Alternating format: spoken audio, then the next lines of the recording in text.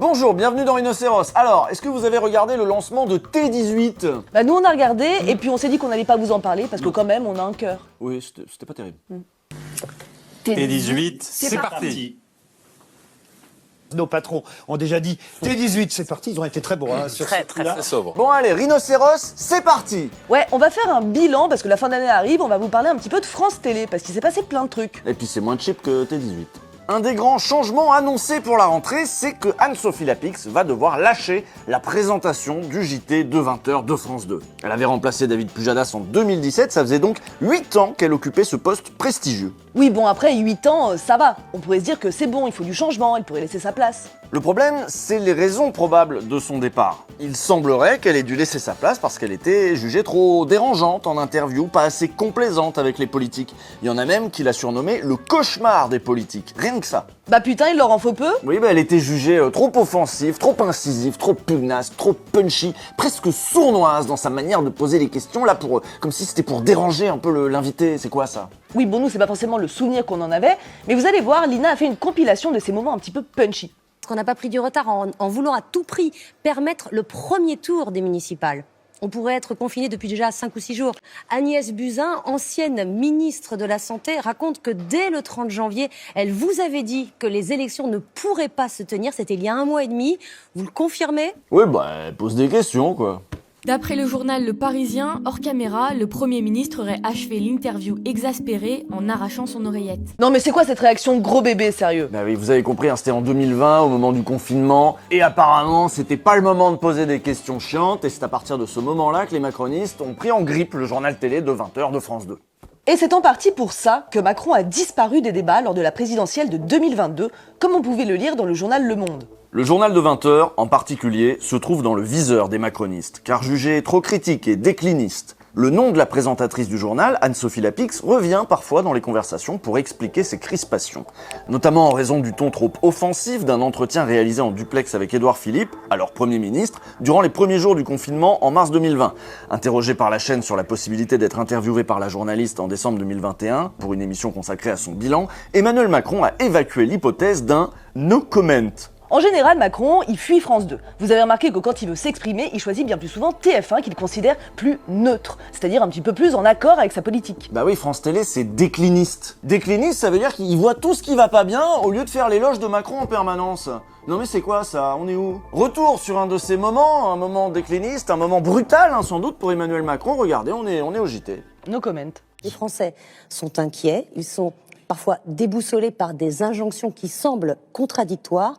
Où en sommes-nous aujourd'hui en France ? Dites-vous que cette séquence-là, ça a mis en sueur le mec. Ouais, on va s'en remettre une autre, là, pendant la réforme des retraites, cette fois-ci. Elle a eu l'audace de questionner les décisions de Macron. Qu'est-ce que c'est que ça ? Quelle idée. Ça pourra être 44 ans de travail ou 45 ans de travail si quelqu'un a commencé à 20 ans. C'est bien ça. Alors, ça pourra être pour l'âge légal, oui. Non mais c'est quand même incroyable qu'il ne supporte pas qu'on explique clairement ses projets. Parce que le mec, il est censé nous rendre des comptes quand même, il nous doit des explications. Oui, mais justement, il y a des conseillers com qui ont fait des éléments de langage. À quoi ça sert si les journalistes les reprennent pas tels quels ? Alors c'est simple, s'il pense que l'interview ne sera pas parfaitement complaisante, eh ben il vient tout simplement plus. Il boude. Bon, on peut pas affirmer que c'est Macron lui-même qui a fait virer Anne-Sophie Lapix. Non, par contre, on sait que quand l'Elysée est fâché, ils hésitent pas à se plaindre, y compris à France Télé. C'est en tout cas ce qu'affirmait Niels Wilke sur le média. On sait qu'il y a eu des coups de fil de l'Élysée assez réguliers pour se plaindre d'elle après quelques interviews musclées. La dernière fois, c'était en juin 2024, face au chef de l'État, donc Emmanuel Macron, et à son échec à faire baisser le vote RN. Bon, mais alors à qui il se plaint ? C'est qui a du pouvoir à France Télévisions ? Bah, la patronne, la taulière, Delphine Ernotte. Ce choix stratégique intervient seulement quelques jours après l'annonce de la réélection de Delphine Ernotte à la tête du groupe public pour un 3e mandat de 5 ans. La présidente a longtemps été un soutien indéfectible d'Anne-Sophie Lapix. Récemment, Delphine Ernotte avait fait allusion à la rumeur tenace selon laquelle l'Élysée réclamerait la tête de la présentatrice du JT de la 2 depuis plusieurs années. Ce ne sont pas les hommes ou les femmes politiques qui influenceront mes décisions. Pour remplacer Anne-Sophie Lapix, la favorite semble être Caroline Roux, actuelle animatrice de C'est dans l'air sur France 5 et de l'événement émission politique de France 2. Caroline Roux, bah tiens, comme par hasard, Macron là il la trouve un peu plus arrangeante sans doute, celle-là. Oui, et c'est vrai, il la trouve même fiable. Et on vous avait parlé d'elle dans Rhinocéros quand il avait voulu faire une grande loi immigration, Macron là, et ben elle avait fait une grande belle soirée immigration, bien raciste, bien cadrée. On vous renvoie à l'épisode qu'on vous avait fait à l'époque. Bon, mais celle qui va certainement choisir la remplaçante d'Anne-Sophie Lapix, c'est Delphine Ernotte. C'est la dirigeante de France Télévisions depuis 10 ans. Et oui, et elle vient pas des médias, elle vient des grandes entreprises. Elle a travaillé à France Télécom, par exemple, dans les années 2000. Je sais pas si vous vous souvenez de France Télécom dans les années 2000. C'est compliqué. Ex-haut responsable de France Télécom, elle avait été impliquée dans un vaste système de harcèlement moral qui avait poussé des dizaines de salariés au suicide entre 2008 et 2009. Alors comment quelqu'un qui n'a aucune expérience dans la télévision ou le journalisme s'est retrouvé à tenir les rênes de notre audiovisuel public ? Bah tout ça s'est fait par des petits arrangements. Le processus de nomination était assez obscur et a été très critiqué par les rédactions de France 2 et France 3 qui parlaient d'une procédure antidémocratique. À l'époque, en 2015, Mediapart avait fait un gros dossier sur l'arrivée de Delphine Ernotte et voilà ce qu'ils en disaient. Est-il concevable que la nomination du PDG de France Télévisions se passe à huis clos, entre intrigues, jeux d'influence dans les coulisses du pouvoir et des milieux d'affaires, et ne donne pas lieu au grand débat public que les citoyens seraient en droit d'attendre ? Delphine Ernotte est une femme proche du pouvoir. Elle a beaucoup d'amis influents, comme on l'apprend dans l'article de Mediapart. Il y a entre autres l'ancien patron de Canal+, une membre du CSA de l'époque, la journaliste Sylvie-Pierre Brossolette, et surtout David Kessler, un ancien conseiller pour les médias et l'audiovisuel de François Hollande. Il y a peu, à l'occasion d'un documentaire sur Hollande et les médias, Off Investigation est revenu sur la nomination de Delphine Ernotte. Est-ce que c'est possible que le politique soit intervenu dans la nomination de Delphine Ernotte ? Est-ce que c'est possible ? Vous pouvez remplacer possible par probable. C'est très probable, c'est même certain. Un mot est un mot. C'est pas une nomination, il n'y a pas eu d'élection, c'est un parachutage. Elle a été parachutée. Bon. À l'occasion d'une commission parlementaire, Olivier Schramek, l'ancien président du CSA, est revenu sur les conditions de cette nomination à laquelle il a participé. Il dit que Hollande a donné quelques indications. Le président Hollande, dans le cours d'une conversation, m'a décommandé une ou deux personnes dont la rumeur publique indiquait qu'elle pouvait être candidate à une chaîne. Voilà, c'est tout. Très bien. Ces deux grands professionnels décommandés par François Hollande, c'était bien sûr Marie-Christine Saragosse et Emmanuel Hogue. Mais pourquoi, au fait ? François Hollande, il poussait Delphine Ernotte. Il est évident que c'était plus facile pour lui d'avoir quelqu'un de malléable et qui lui devait tout. Parce que quand vous faites nommer quelqu'un, quand vous participez à la nomination de quelqu'un à la tête du service public et de l'audiovisuel public, la personne vous est redevable. Et vous savez que vous n'allez pas être emmerdé pendant 5 ans. Le mois dernier, le mandat de Delphine Ernotte a été renouvelé, donc elle repart pour 5 ans à la tête de France Télévisions. En tout, si elle va jusqu'au bout de son mandat, on aura eu 15 ans de Delphine Ernotte, toute l'ère Macron. Et pour être renouvelée à la tête de l'Arcom, Delphine Ernotte, elle a dû repasser une audition devant l'Arcom pour expliquer que son projet pour France Télé est tout à fait compatible avec les projets qu'a Rachida Dati d'ailleurs pour France Télé, puisqu'elle est chaude pour la fusion. Depuis le premier jour de mon action, je suis favorable au rapprochement. Quel que soit le choix fait par les parlementaires, vous pouvez compter sur ma détermination à défendre avec l'énergie et la ferveur qu'on me connaît l'esprit de l'Union. Je comprends les inquiétudes des salariés, surtout dans le contexte économique actuel. Mais je crois au contraire qu'une holding protégerait l'audiovisuel public. Oui, elle croit surtout que s'il y a une fusion, c'est elle qui sera la chef de tout. La chef de Radio France, de France Télé, France Média, quoi. On vous en avait parlé de ce projet de fusion, de cette réforme Dati l'année dernière déjà dans Rhinocéros. Cette réforme inquiète évidemment les salariés du service public qui prévoit des licenciements, l'affaiblissement de la radio au bénéfice de la télé, la suppression de pas mal de programmes et surtout qui semble préparer une éventuelle privatisation à venir. Pour aller dans le sens de la politique du gouvernement, Ernotte propose aussi de baisser les coûts. Alors elle a déjà réduit les effectifs de 10% en 10 ans, elle a fusionné les rédactions de France 2 et France 3, et de manière générale, certains parlent d'une gestion chaotique, comme on peut le lire dans cet article de Libé. La chasse aux équivalents temps plein a alors continué tous azimuts, préférence pour le recours aux CDD et aux intermittents, départ en retraite non remplacé, ubérisation en faisant appel à des sous-traitants, pour les matinales filmées de France 3 par exemple, un maintien dans la précarité pour pouvoir profiter d'une main-d'œuvre plus malléable. Elle promet donc de continuer à baisser les coûts de la production, par exemple en ayant recours à l'IA. Bref, c'est pas très rassurant. Pour pouvoir produire autant, il nous faudra produire moins cher. Les évolutions technologiques vont nous y aider. Des moyens techniques plus légers et l'automatisation nous ouvrent de nouvelles possibilités. L'intelligence artificielle va redéfinir les contours de la production. À nous d'en tirer le meilleur profit en préservant les savoir-faire. Vous aurez noté qu'elle ne dit pas « en préservant les emplois », puisque le but de l'IA, c'est justement de pouvoir se passer d'un max de monde. Heureusement qu'il va rester un peu de savoir-faire, hein, on est rassuré. Cette audition, elle est intéressante, puisque Delphine Ernotte expose son projet pour notre télévision publique et elle aborde un sujet qui est très important, celui de la représentation.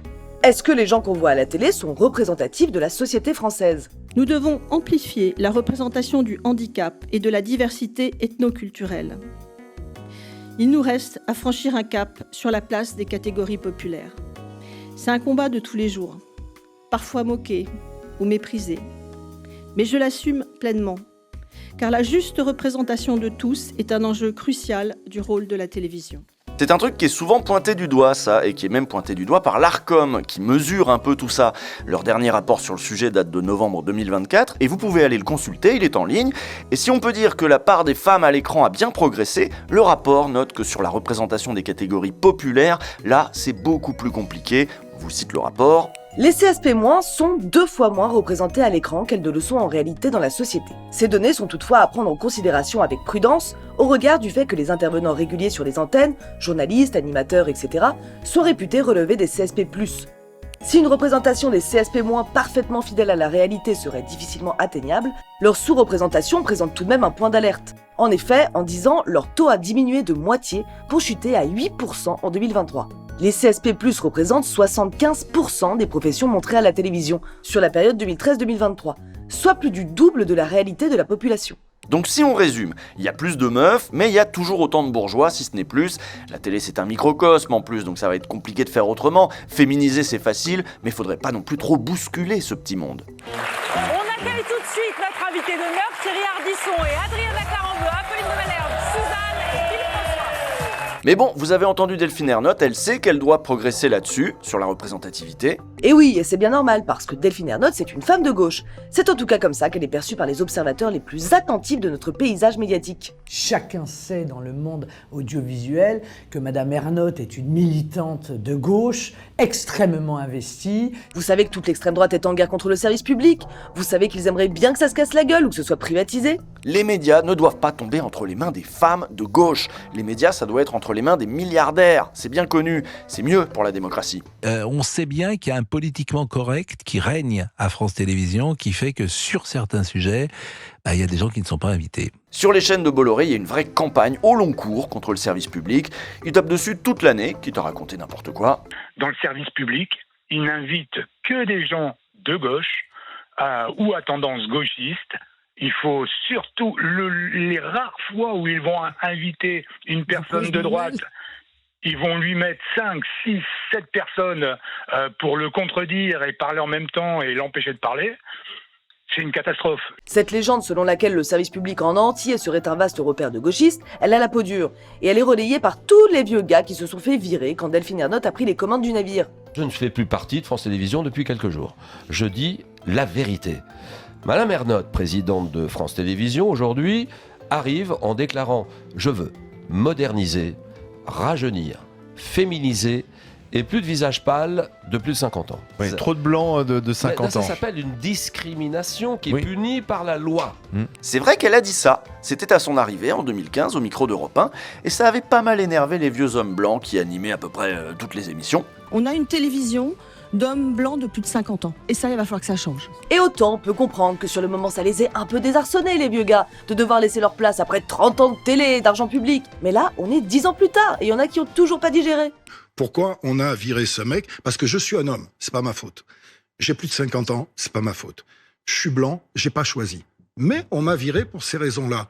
Et ça passe tout seul. Mais rassurez-vous, tous les hommes, tous les blancs, tous les bourgeois et tous les valides n'ont pas été dégagés par Delphine Ernotte. Encore une fois, on vous renvoie au fameux rapport. Il y a eu un peu de mieux, mais il n'y a pas eu de révolution Ernotte au nom de la tyrannie de la diversité. Bon, je reprends notre baromètre de la diversité qui effectivement a fait ce constat relatif à la faible représentation de la société française, qu'elle soit culturelle, sociale et aussi sur le handicap.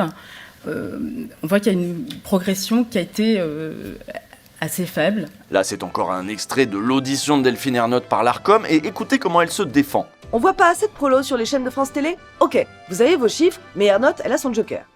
Après, quand on a Capitaine Marlowe, On touche un peu à ça. Ok, Capitaine Marlowe, c'est une série de fiction qui suit une capitaine de gendarmerie jouée par Corinne Maziero. Corinne Maziero, c'est vrai qu'elle vient pas de la bourgeoisie, c'est même tout le contraire, elle en a chié dans sa jeunesse. Et en plus, elle est de gauche. Donc globalement, le bilan des 10 ans de Delphine Ernotte à la tête de France Télé, c'est un certain rajeunissement de l'antenne, une féminisation aussi, mais France Télé continue à surreprésenter les bourgeois, et ça se voit au niveau de la ligne politique. Oui, à France Télé, on est globalement assez macroniste, le centre raisonnable. Mais est-ce qu'on peut vraiment leur en vouloir à ces journalistes de respecter le pouvoir quand on voit à quel point Delphine Ernotte elle-même est impressionnée par notre génial président? Moi, je suis pas timide, mais il n'y a qu'une personne qui vraiment me met parfois en difficulté, pour de bonnes raisons, c'est le président de la République. Donc j'ai essayé de conserver, de chasser ma timidité, en dépit de votre présence gracieuse. Votre présence gracieuse, on hallucine. Tu m'étonnes qu'elle a été renouvelée. Dans le privé, ça se serait peut-être pas passé comme ça. Parce qu'il y a un gros point noir dans le bilan de Delphine Ernotte, un foirage complet même. C'est la chaîne d'info du service public, France Info. Et oui, c'était son projet ça, et la chaîne n'a jamais réussi à rattraper ou égaler les chaînes info concurrentes, c'est elle qui affiche les audiences les plus faiblardes des 4 chaînes d'info en continu de la TNT. Et on n'est pas les seuls à trouver que France Info à la télé c'est la cata. Voici ce qu'en disait Télérama il y a quelques jours. Audience en berne, dérapage à l'antenne, choix éditoriaux contestés, valse des directeurs, la chaîne publique se cherche depuis 9 ans. France Info n'a pas vraiment innové. Comme ses concurrentes, la chaîne est surtout une chaîne de bavardage, de commentaires. On vous renvoie à notre rhinocéros sur Les Informés de France Info. Et quand Étienne Labruni pour Télérama parle de dérapage et de choix éditoriaux contestés, il évoque bien sûr cette fameuse séquence où, en plein génocide à Gaza, on se pose en plateau la question de la viabilité du projet immobilier proposé par Trump. Celui de faire de ce secteur, une fois débarrassé de ses habitants, un haut lieu du tourisme méditerranéen. La bande de Gaza en Riviera, est-ce que ça a du sens pour le professionnel du tourisme que vous êtes? La bande de Gaza a des atouts, on l'a déjà dit. Ce genre de séquence, c'est impardonnable. Et ça a provoqué la colère de la rédaction de France Info, qui a voté une motion de défiance contre Laurent Delpech, le directeur de la chaîne. La création de France Info, ça aussi, ça vient de l'époque Hollande. L'idée, c'était d'avoir une chaîne plutôt en accord avec l'Élysée, déjà à l'époque. C'est François Hollande qui avait demandé qu'on crée France Info. Bah évidemment. Ça veut dire quoi? Bah ça veut dire que peut-être que François Hollande avait l'idée de se représenter. Je crois qu'il l'a pas fait, hein. Enfin voilà. Et donc peut-être qu'éventuellement France Info aurait pu lui donner un petit coup de main. Dans cette émission, on apprend aussi que François Hollande et Delphine Ernotte ont voulu déstabiliser le journalisme d'enquête. L'enquête, vous le savez, c'est la bête noire des politiques. Et c'est pour ça que c'est une arme démocratique précieuse pour nous.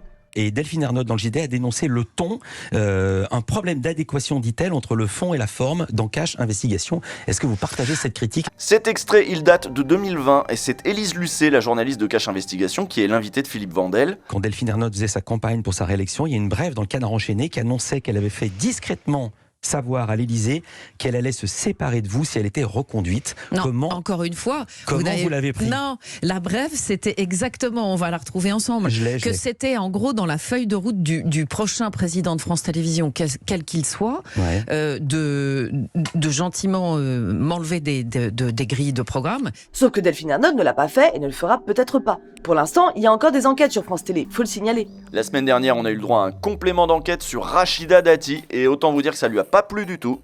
Elle porte à ce moment-là de graves accusations à notre encontre.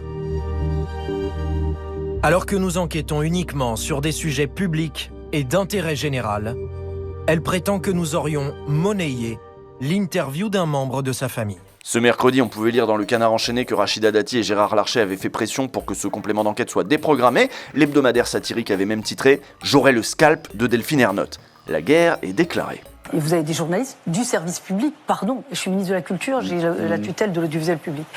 Des journalistes du service public qui fouillent, qui vont chercher au tréfonds de votre famille. Par exemple, des journalistes du service public qui sont allés au Maroc enquêter. On est allé chercher un de mes cousins qui a eu des problèmes, effectivement, avec la justice. Ils sont allés le chercher pour essayer même de monnayer une interview. Dans quel pays sommes-nous pour en arriver là? Je n'aime pas ce type d'enquête. Malheureusement, nous sommes dans un pays dans lequel le service public est menacé. Le 30 juin, la réforme de l'audiovisuel public, la réforme de Rachida Dati sera discutée à l'Assemblée nationale. On soupçonnait la réforme de fusion de tous ces services publics, France Télé, Radio France, l'INA, d'être une réforme violente, ayant pour but de mettre au pas les équipes du service public. On en a maintenant la confirmation. Ce n'est pas seulement avec Delphine Ernotte que Dati veut en découdre. C'est bel et bien avec l'idée même d'indépendance du service public. Et c'est d'autant plus grave qu'on sait bien que cette indépendance, jusque-là, était toute relative. Avant de vous quitter, on a un message important à vous faire passer. À l'heure où on tourne cette émission, notre camarade journaliste de Blas, Yanis Mamdi, a été arrêté dans les eaux internationales par les autorités israéliennes. Vous avez entendu parler sans doute de cette affaire, le Medlin, un convoi humanitaire à destination de Gaza qui a été en effet intercepté. À bord, il y avait Rima Hassan, il y avait Greta Thunberg et puis aussi notre camarade journaliste. Et on vous en parle aujourd'hui parce que les médias n'ont pas nécessairement très bien parlé de cette affaire. Nous, de notre côté, on va très certainement revenir sur cet événement et son traitement médiatique dans 2 semaines. Et en attendant, on vous remercie beaucoup pour votre mobilisation et pour votre soutien.